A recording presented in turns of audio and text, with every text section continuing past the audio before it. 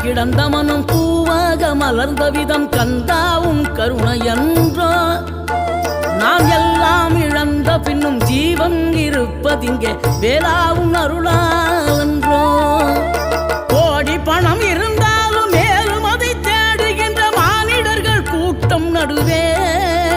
மனம் தேடி உனை திரிந்தபடி திருப்புகழை பாடும் என நாடி வந்து காத்த குரு